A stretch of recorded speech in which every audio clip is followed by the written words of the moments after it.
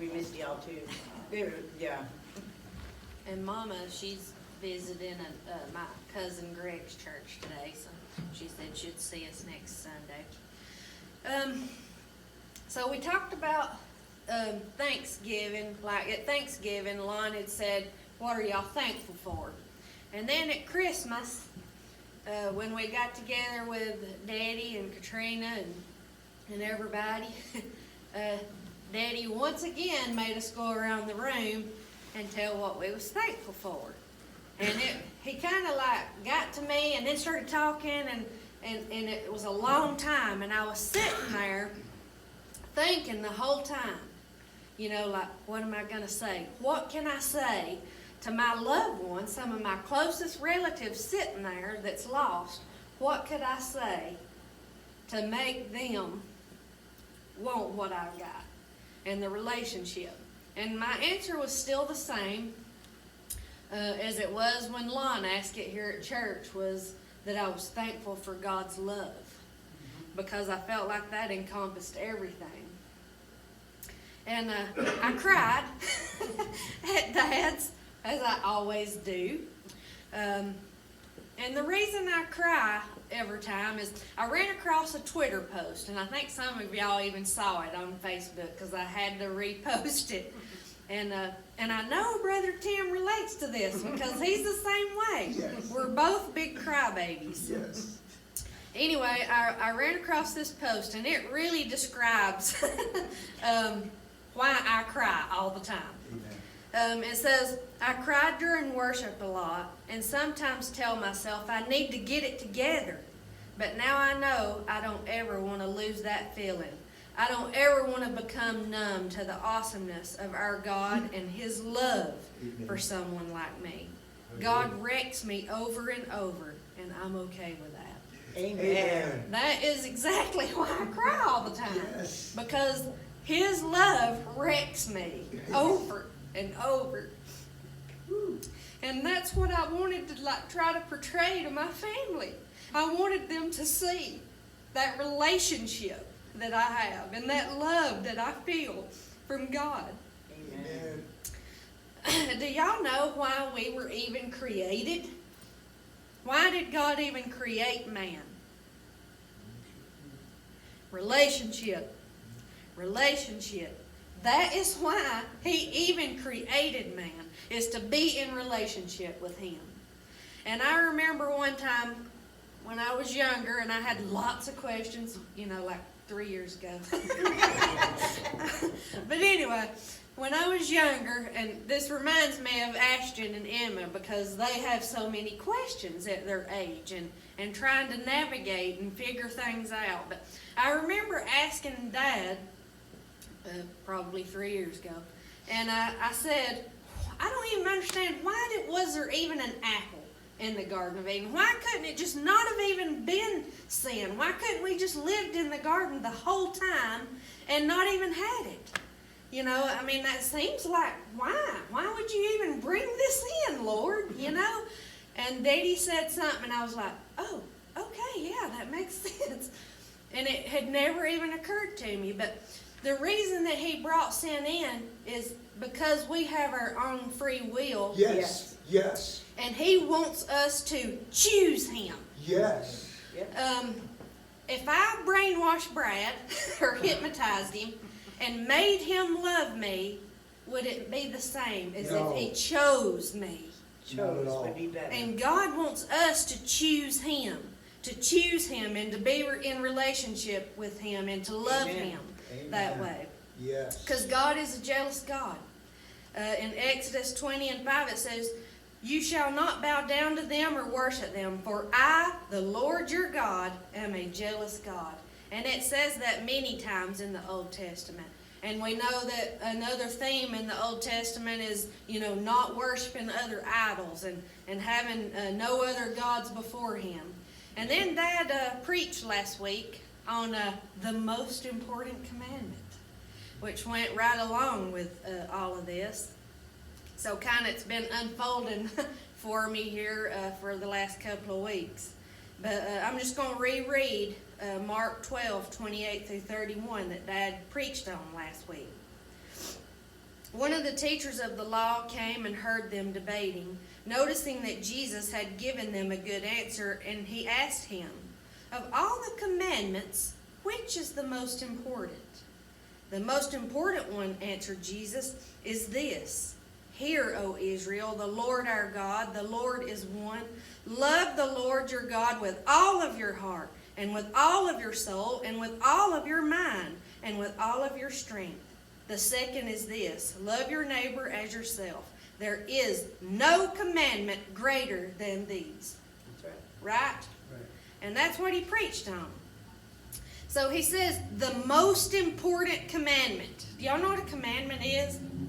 It's not a recommendation. No, it's an order. No.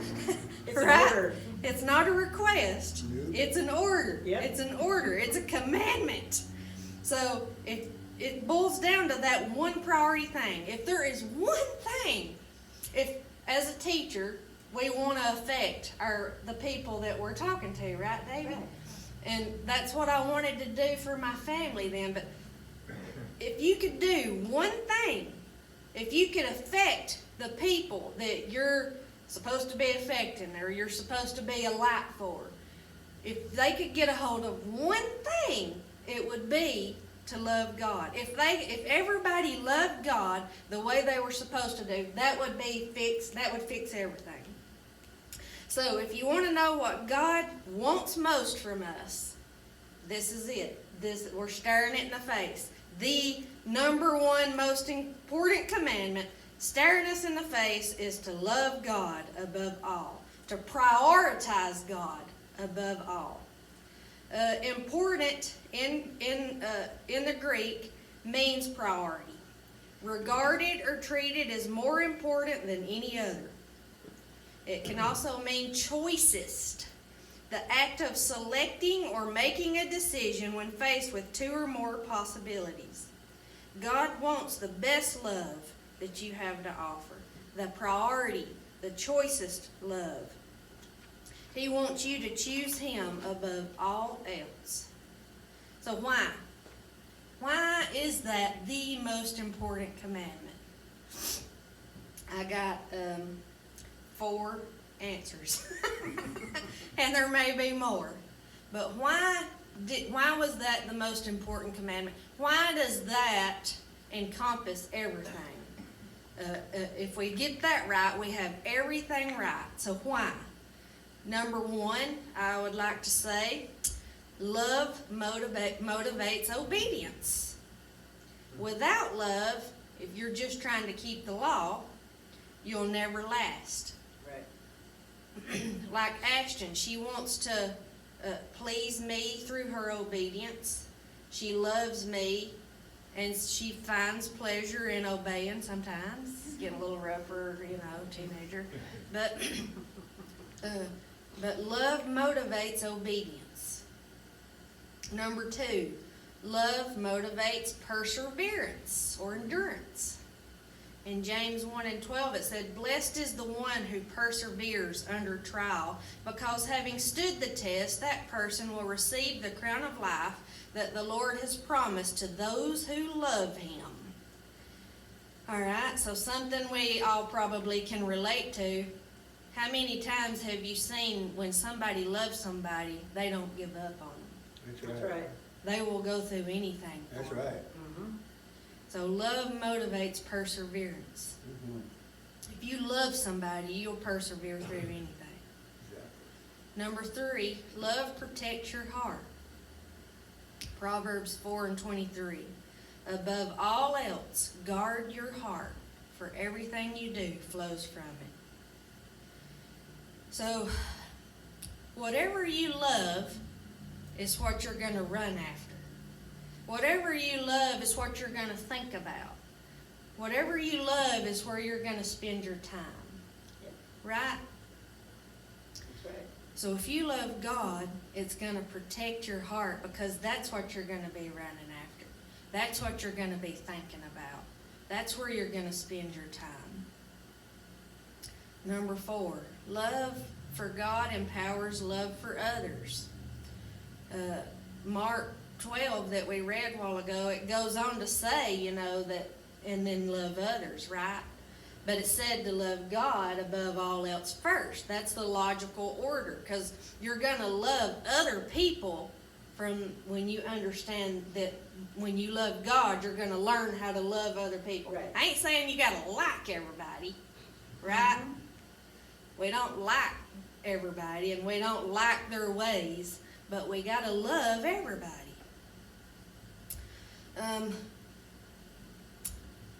So our call to love everyone is profound in the Bible. If we're going to be yoked to Jesus and follow after Jesus, then we have to love others. In Luke 6:35-36, it says, "But love your enemies, do good to them, and lend to them without expecting to get anything back. Then your reward will be great, and you will be children of the Most High, because He is kind to the ungrateful and wicked.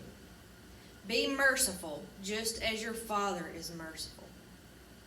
So love your enemies, not a request, right? That's right. It's a command, not a recommendation, it's a command. Alright, so I want y'all to think of people you're actively loving who can't stand you. And probably most of the Franks family have somebody, that one person in mind. We're not going to say any names, but they hate us. Anyways, and I'd say that's probably the one person, and I used to probably hate them. I think if I would have ever, the last time I would have ever got in a fight, a real fight, would have been with this person. And I know this you're talking about. okay, so anyways, but I have tried to love them, and I've started feeling sorry for them, to be honest. Yeah. And I've prayed for them, and it has helped. I don't know if it's helped them, but it sure helped me. You know, it helped me to deal with things and, you know, be more grown up and act right. But if it wasn't for God's love and His mercy towards me and the way He loves me, I couldn't understand how to get past my feelings for that person and love them. All right, so loving God, this is one opportunity in life that promises if you sell yourself out completely, everything else will be added to you. Matthew 6:33. "You seek me first in my kingdom of righteousness, and I'll tell you what I'm going to do. I'm going to add everything else of value to your life." I'm adding to this a little bit, making it more up to date. I'm going to add everything else of value to your life. You just see. You make me first and prioritize me in every way. Give Him a chance. Give Him a chance. Make Him first and just see what He can do for you. Sorry, I'm like in a serious mode, but this really made me just think of a joke that I saw. It was about lightning bugs. It said, "If God can make a bug's butt light up, just think of what He can do for you." I'm sorry, that popped in my mind, but it's true, right? Thanks for sharing. Okay, sorry. All right, back on track. All right. Daddy liked it. That's good. All right. So how can God tell us to do that, though? To love Him first. And I dealt with this big time. And I'm going to guess that a lot of y'all do. And I know I'm a mother, so I know the motherly feelings. I don't know the fatherly feelings as much. But as a mother, I really deal hard with loving God above my child. Right. I deal with that bad. But, so how can God ask you to love Him above your own child? He's saying that if you will love Him first, you will love them better. You will love them Yes. better. I had to deal with the same thing with my wife for the longest time, and And I just put God first, and it all falls into place, and it's hard to understand. It really is. It makes is. sense. But it works, don't it? does, it It's does. like, Like when you were saying when you love, you don't give up on somebody, well, he didn't give up on me, No, you know? yeah. I so get Yeah. it. I get it. And a lot of the relationships are shadowing your relationship with God, especially the parenting relationship. Oh, yeah. I tell Ashton, you're learning how to respect discipline and authority figures. If you can learn to, that if you disobey, I'm going to punish you. But there's But consequences, yeah. yes, but she knows I love her, Yes. Oh, yeah. and it's the same relationship except, more. Right. yeah. Oh, yeah, big time. A lot of relationships shadow Believe me, he can the discipline relationship. too, because I'm telling you, he disciplined my butt really good. Big time. Big, Yeah, big, me too. big Big time. time for me too. Big time, big time. And now, I appreciate that discipline. Oh, I do. Yes, yes. And I at do the too. time, I didn't really appreciate Daddy's discipline, but now I do. I actually turned out to be a decent child, Oh, yeah. a kid, so it works. And I Yes. think she messes up, but Ashton's a good kid. She is, absolutely. She does mess up, in general, she's a good kid. All right, so we talked about loving, others. So now let's just examine if we really love God. Because if I was to ask y'all who all loves God, I bet you every single one of y'all would raise your hand. Right? Yep. Right. Because we all think we do. We all have been told we're supposed to. Last week, Daddy, did he not tell you that's the most important first commandment, right? Is to love God. We know we're supposed to, right? We've been told we're supposed to. We sing that we do, right? But do we really love God above all first? So how do we know? Well, I want you to think of somebody you really, really love. And I'm going to use Ashton as my example. So how do I know that I love Ashton? How do I know that I love her? Y'all hopefully all have somebody in mind that I want you to think on this example. How do you know that you love them? You feel it, right? You feel it. You feel that love. Even though you can't see it, you feel it. So sometimes we think just because we're supposed to love God, that we don't have to feel it as strongly and emotionally as we do people. And that's not true. No. The way you love the person in your mind, you should love God the same way, even more. So identifying true love. And remember, I'm pointing fingers at everybody. This is an invitation to get onto the real thing. So not really trying to be condemning or judging, because I'm talking to me too. I already confessed I have issues, with this myself. So how do we identify true love? A couple of things. Does God regularly circulate into your thoughts? Does God regularly circulate into your thoughts? How much in a day are you thinking about God? Over, man. Psalm 63:6 says, "On my bed I remember you. I think of you through the watches of the night." If you love somebody, you think of them a lot, right? Yes, They're in your thoughts. always. Woven into your life, woven into your thoughts.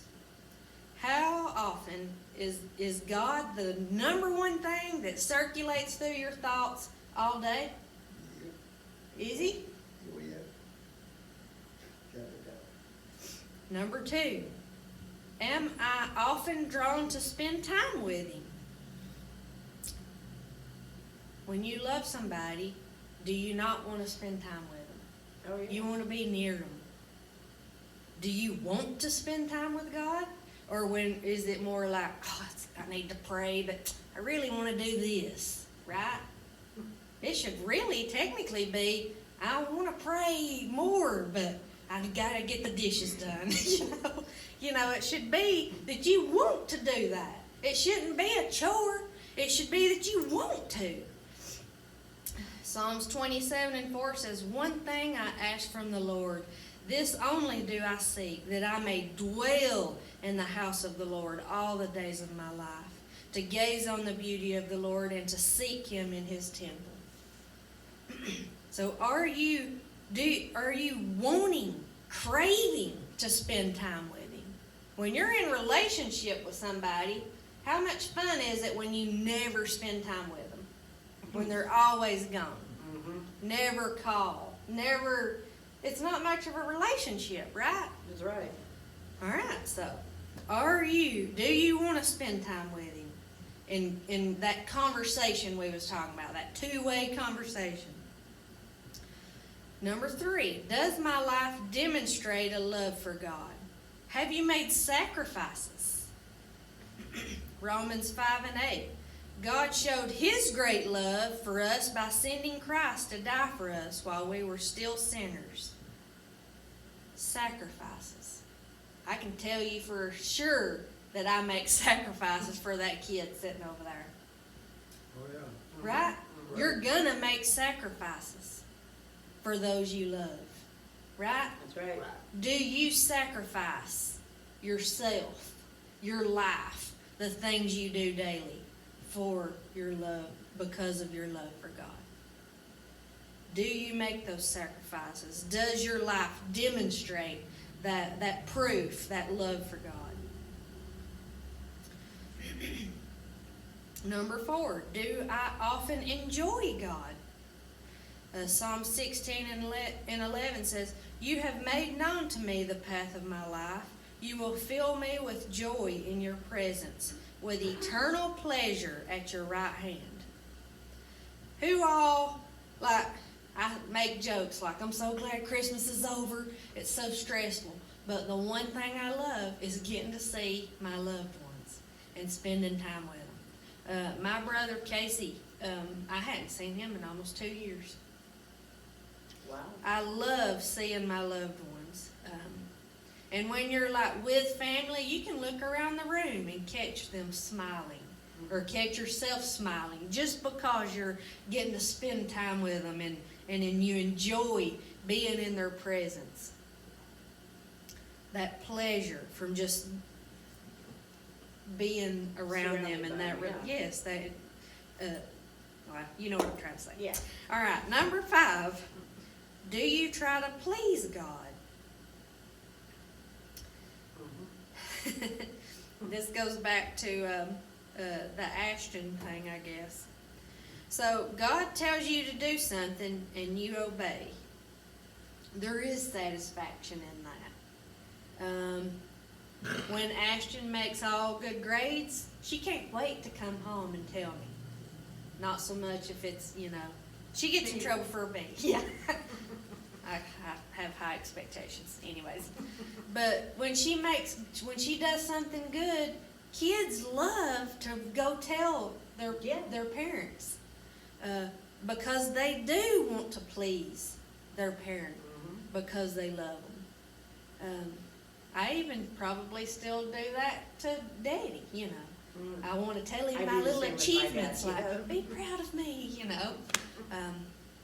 Believe it or not, Daddy. But, and we do. We want to please those we love. We want them to be proud of us. That's right. And obey and do what's right. So does God circulate through your thoughts? Is He what you're spending most of your thoughts on?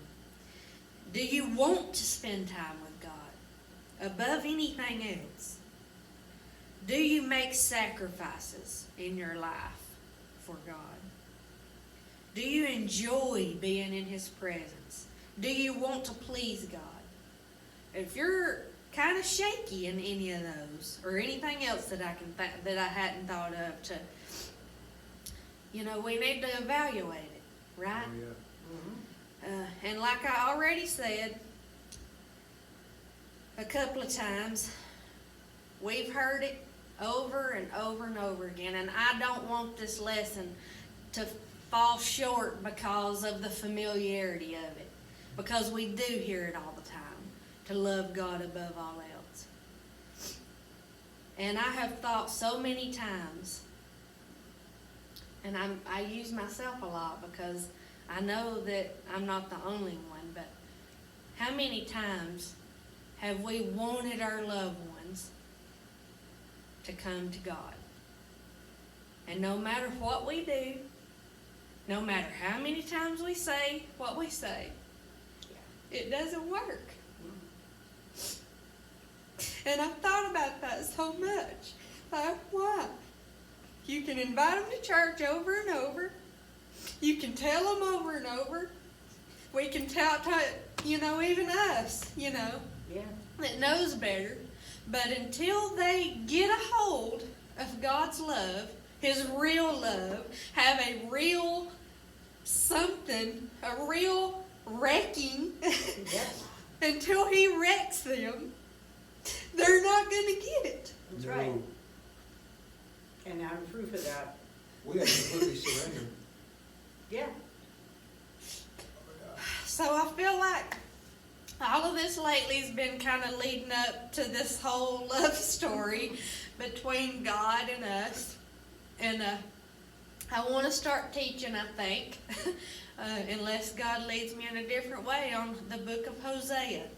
I don't know how many of y'all are familiar with the book of Hosea, but I'm going to ask you to read it before next week. It's a love story. Just a little hint there. It's a love story. But that's what I've been dealing with. I've been dealing with, as a teacher, as a family member, as a Christian, I can tell people to love God. But how do I get it through their head? I can't make them. I can't make them. So that's what I'm dealing with. I don't know if y'all have dealt with that or not, but how do we express that so that they see it? Through inspiration. Through example. Anyway, y'all think about that this week. Anything to add before we call Brother Lon? That was beautiful. That was beautiful. I loved every bit of it. Thank you. Anything to add? Girls, are y'all getting this? I made them sit. I'm like, come close. Because I know they're getting age of accountability. And Yes. we've had talks about that. And they know God, but they know of God, but they have not had relationship with God. And I know that sounds judgmental, but I Right. know it. I know. And no matter what I say, it's not gonna matter until they get a hold of the relationship. When it's time for them, they will. And let me tell you.